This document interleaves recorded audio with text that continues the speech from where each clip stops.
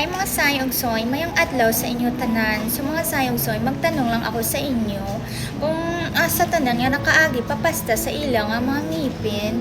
So ganito kasi mga sayong soy, ilang beses naman talaga ako nagpapasta ng mga ngipin ko kasi yung kapag may mga cavities ako, pinapapastahan ko talaga. So this time ika 7 times na po siya, ika 7 na po siya. So ganitong scenario mga sayong soy, nung gabi na yun is kumain ako ng chocolate, isang kagat pa lang kumirot na. Sabi ko, wa na this, may cavity na ako. So kinabukasan pumunta talaga ako ng dentist. So ayun, nakita nila ang laki ng cavities pala. So guys, dito banda, alam niyo yung parang dulo-dulo ng ngipin natin, yung pinakamalaki talaga. So yun talaga yung pinapastahan. So ang ganitong nangyari, 3 days na siya ngayon. So sobrang nararamdaman ko para siyang masakit, na parang nangingilo, or hindi ko talaga maintindihan. Tapos ginugugol-gugol ko kung ano ibig sabihin nyo. Sabi daw discomfort, or yan gina-accept lang na yung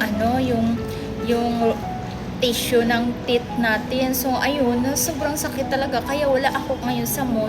So kung naranasan nyo ito, pwede bang mag-comment kayo dito, kasi sa totoo lang talaga na talaga ako bumalik doon kasi ang sakit-sakit.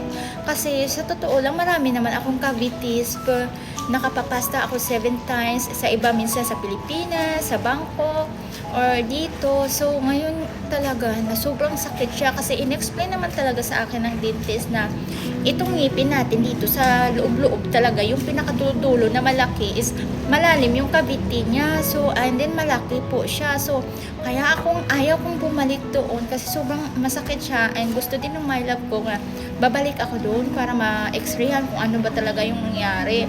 Sa totoo lang, ayaw ko kasi sobrang sakit niya. Pag tinurukan ka ng anesthesia, lumulobo talaga dito na akin. Yun nga, kaya wala ako sa mood ngayon kasi ang sakit. Sabi ko, grabe naman to. Ilang beses na ako nagpapapasta. First time kong na-experience yung ganitong kirot after 3 days nang pinapastahan ako. So guys, kung naranasan nyo ito, pakishare naman kung ano yung feeling, kung ano yung ginawa nyo. So nagdadalawang isip kasi ako na bumalik doon sa dentist kasi ang mahal